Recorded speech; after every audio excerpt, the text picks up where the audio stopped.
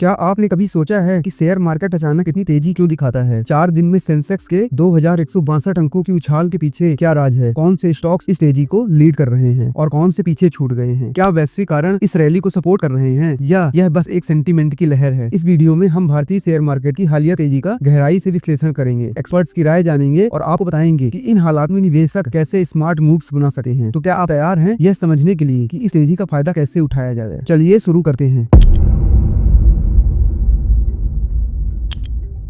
नमस्कार दोस्तों, स्वागत है आप सभी का स्मार्ट फाइनेंशियली में, जहां हम शेयर मार्केट की जटिलताओं को आसान भाषा में समझाते हैं ताकि आप अपने निवेश के फैसले आत्मविश्वास से ले सकें। आज हम बात करेंगे इंडियन शेयर मार्केट की हालिया शानदार तेजी की। सेंसेक्स ने 4 दिनों में 2162 अंकों की छलांग लगाई है और 9 महीने बाद फिर से 84,000 के पार पहुंचा है। निफ्टी भी 666 अंकों की बढ़त के साथ 25,637.8 पर बंद हुआ। लेकिन इस तेजी के पीछे क्या कारण है? क्या यह लंबे समय तक चलेगी और आप इसमें कैसे हिस्सा ले सकते हैं? आइए इसकी पूरी पड़ताल करते हैं। और हाँ, वीडियो को लास्ट तक जरूर देखिएगा, क्योंकि लास्ट में हम बैंक और निफ्टी के रिसेंट के टारगेट और 5 साल बाद के भी टारगेट डिस्कस करेंगे। सबसे पहले यह समझते हैं कि सेंसेक्स और निफ्टी क्या है और ये क्यों महत्वपूर्ण है। सेंसेक्स यानी बॉम्बे स्टॉक एक्सचेंज बीएसई का बेंचमार्क इंडेक्स है। भारत की 30 सबसे बड़ी और सक्रिय कंपनियों का प्रतिनिधित्व करता है। वही निफ्टी 50 नेशनल स्टॉक एक्सचेंज यानी कि एनएसई की टॉप 50 कंपनियों को दर्शाता है। ये दोनों सूचकांक यानी कि इंडेक्स भारतीय अर्थव्यवस्था की सेहत और निवेशकों के भरोसे को मापने का काम करते हैं।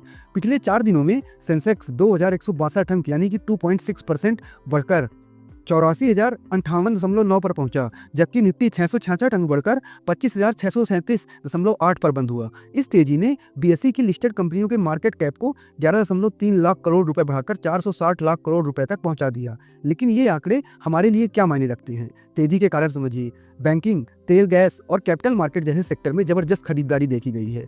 बाजार का मूड पिछले कुछ महीनों में बाजार एक सीमित दायरे में था और यही तेजी एक नए बुलिश ट्रेंड की शुरुआत हो सकती है। और डाटा तो अच्छे लगातार आ ही रहे थे। सेंसेक्स ने आखिरी बार 84,000 का स्तर पिछले साल दिसंबर में छुआ था और अब 9 महीने बाद फिर से इस ऊंचाई पर है। यह तेजी हमें बताती है कि निवेशकों का भरोसा बढ़ रहा है। लेकिन क्या यह सिर्फ शॉर्ट टर्म उछाल है या लंबी रैली की शुरुआत है? इसे समझने के लिए हमें स्टॉक्स, सेक्टर्स और वैश्विक कारणों को गहराई से देखना होगा। अब बात करते हैं उन स्टॉक्स और सेक्टर्स की जो इस तेजी में हीरो और जीरो बने हुए हैं। पहला टॉप परफॉर्मेंस है एशियन पेंट्स, 3% की बढ़त। रियल एस्टेट्स और हाउसिंग सेक्टर में डिमांड बढ़ने से इसकी ग्रोथ मजबूत हुई है। अल्ट्राटेक सीमेंट्स 3%, ये भी ऊपर गया है। सरकार की इंफ्रास्ट्रक्चर योजनाओं और कंस्ट्रक्शन बूम का फायदा मिला है। फिर पावर ग्रिड 3% की तेजी, रिन्यूएबल एनर्जी और ग्रिड अपडेशन पर इनका फोकस इसका ड्राइवर रहा है। फिर आईसीआईसीआई बैंक 3% की इसमें भी बढ़त, लोन ग्रोथ और बेहतर एसेट क्वालिटी ने इसे सपोर्ट किया है। रिलायंस इंडस्ट्री 3% ऊपर, टेलीकॉम, रिटेल और एनर्जी में इसका दबदबा इसकी ताकत है। ये स्टॉक्स उन सेक्टर से हैं जो भारत की आर्थिक रिकवरी और सरकारी नीतियों से सीधा फायदा उठा रहे हैं। अब लूजर्स देख लीजिए। ट्रेंट 1.4% की गिरावट, हाल की तेजी के बाद प्रॉफिट बुकिंग इसका कारण हो सकती है। जोमेटो 1.4% डाउन, प्रॉफिटेबिलिटी और सवालों ने निवेशकों को सतर्क कर दिया है। फिर टेक महिंद्रा 1.4% नीचे, आईटी सेक्टर की वैल्यूएशन पर चिंता इसका मेन कारण है। एक्सिस बैंक 1.4% की गिरावट, मिक्स तिमाही नतीजों ने इसे प्रभावित किया है। फिर टाइटन 1.4% डाउन, सोने की बढ़ती कीमतों ने मार्जिन पर असर डाला है। इन स्टॉक्स की गिरावट शॉर्ट टर्म हो सकती है, लेकिन लॉन्ग टर्म निवेश से पहले इनके फंडामेंटल चेक करना जरूरी है। अब सेक्टोरियल हाईलाइट्स देख लीजिए। कैपिटल मार्केट पिछले हफ्ते 5% से ज्यादा की तेजी, नए आईपीओज और ट्रेडिंग वॉल्यूम इसका कारण है। फिर मेटल्स 5% की बढ़त, ग्लोबल कमोडिटी प्राइस और घरेलू डिमांड ने इसे बूस्ट किया है। फिर बैंकिंग, बैंक निफ्टी ने 57,475 की नई ऊंचाई छुई है, जो मजबूत खरीदारी को दर्शाता है। और अभी तो बैंक निफ्टी में 9% की तेजी बाकी हुई है। बैंक निफ्टी और सिल्वर दोनों साथ साथ चलते हैं, लेकिन एक दूसरे को अपोजिट चलते हैं, लेकिन लॉन्ग टर्म में दोनों को ऊपर ही जाना है। तो बैंक निफ्टी अभी 62,000 तक शॉर्ट टर्म में जा सकता है, लॉन्ग टर्म में तो 1 लाख के भी ऊपर है, उसकी बात आगे करेंगे। हालांकि आईटी और कंज्यूमर ड्यूरेबल जैसे सेक्टर अभी सुस्त हैं, जो निवेशकों के फोकस में बदलाव को दिखाते हैं। और हाँ दोस्तों, ये कोई बाइंग और सेलिंग रिकमेंडेशन नहीं है, ये ओनली नॉलेज परस्पेक्टिव से है। तो आपको कुछ भी खरीदना बेचना हो तो आप अपने फाइनेंशियल एडवाइजर से पूछ के करिएगा। हम सेबी रजिस्टर्ड नहीं है, हम सिर्फ नॉलेज के उससे ला रहे हैं। अब आगे बढ़ते हैं। वैश्विक कारण जो बाजार को प्रभावित कर रहे हैं। भारतीय बाजार अकेले नहीं चलता, यह वैश्विक ट्रेंड से प्रभावित होता है। ये 3 बड़े वैश्विक फैक्टर्स हैं। पहला डॉलर इंडेक्स। डॉलर इंडेक्स 3 साल के निचले स्तर पर है। कमजोर डॉलर भारत जैसे उभरते बाजारों में विदेशी निवेश को आकर्षित करता है, इससे एफआईआई फ्लो बढ़ सकता है। फिर अमेरिकी ब्याज दरों में कटौती की उम्मीद, अमेरिका में कमजोर जीडीपी और महंगाई डेटा से फेडरल रिजर्व घटा सकता है, इससे भारत में निवेश बढ़ेगा। फिर क्रूड ऑयल 68 पर बैरल पर अभी ट्रेड हो रहा है। भारत अपनी 85% तेल जरूरत आयात करता है और सस्ता क्रूड ट्रेड बैलेंस को बेहतर करेगा और इन्फ्लेशन को कंट्रोल करेगा। और साथ ही अभी तो भारत में भी क्रूड ऑयल मिला है, अंडमान निकोबार में गुयाना से भी ज़्यादा क्रूड ऑयल मिला है। अगर वो हम जल्दी करने लगे एक्सप्लोर और खुद ही बनाने लगे तो हमको तो बाहर की ज़रूरत ही नहीं पड़ेगी। ये फैक्टर भारतीय बाजार को अतिरिक्त ताकत दे रहे हैं, लेकिन इसकी अस्थिरता पर नज़र रखना जरूरी है। अब एक्सपर्ट इस तेजी को कैसे देखते हैं? सनी अग्रवाल जो एसबीआई सिक्योरिटीज के हैं, अग्रवाल जी कहते हैं कि अगर जियो पॉलिटिकल टेंशन ना बढ़े और सितंबर तिमाही में कॉर्पोरेट प्रॉफिट 10% से ऊपर रहे तो अगले 2.5 साल तक तेजी चल सकती है। वे एनबीएफसीज, रियल्टी, ऑटो और डिफेंस सेक्टर को पसंद करते हैं। बैंकिंग में शॉर्ट टर्म प्रेशर दिख सकता है, लेकिन क्वार्टर 4 से रिकवरी की उम्मीद है। फिर अमरीश बलिंगा जो इंडिपेंडेंट विशेषज्ञ हैं, वो बालिंगा मानते हैं कि यह तेजी सेंटीमेंट ड्रिवन है, वैल्यूएशन महंगी है और निफ्टी के 26,000 पार जाने पर सपोर्ट मुश्किल होगा। वे प्रॉफिट बुकिंग की सलाह देते हैं और बैंकिंग, एफएमसीजी और इंफ्रा पर फोकस करने को कहते हैं।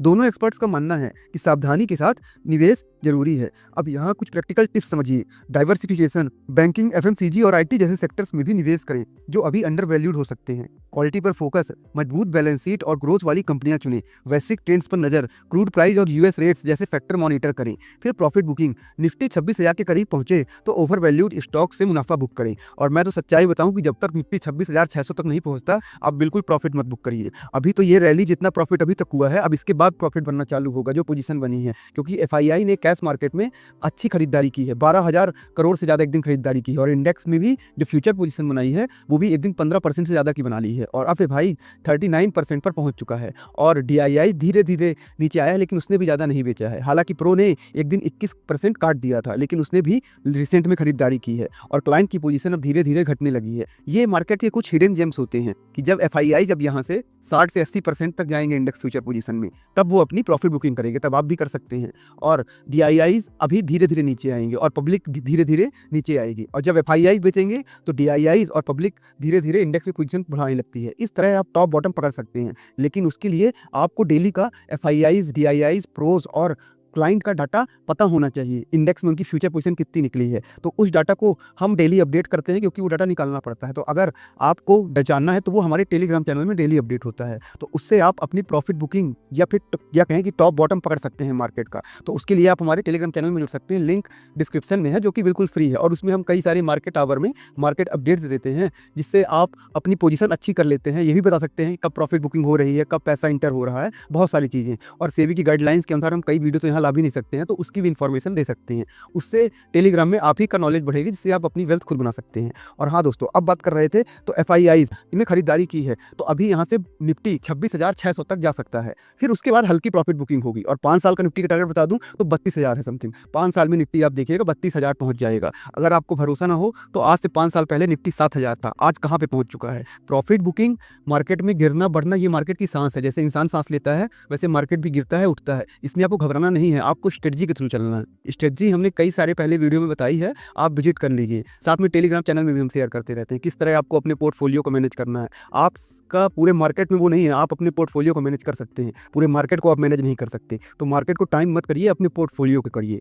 अब बैंक निफ्टी की बात कर लेते हैं, तो बैंक निफ्टी अभी शॉर्ट टर्म में उसका 9% रिटर्न तो बचा हुआ है, तो 62,000 तक तो जाएगा ही जाएगा। अब इसके अलावा जो 5 साल बाद की बात करते हैं, तो निफ्टी अभी हमारा बैंक निफ्टी अभी रिटर्न दिया ही नहीं है, अभी तो उसका रिटर्न देना बाकी है। बैंक हमारे यहाँ यूपीआई ट्रांजेक्शन सिस्टम इतना मजबूत है, लेकिन ठीक है अभी कुछ रिटर्न नहीं दे पाया किन्हीं कारणों का, तो अभी देखिए वो रिटर्न देगा और वो 1 लाख के ऊपर भी जा सकता है बैंक निफ्टी। ये मैंने आपको टारगेट बता दिए।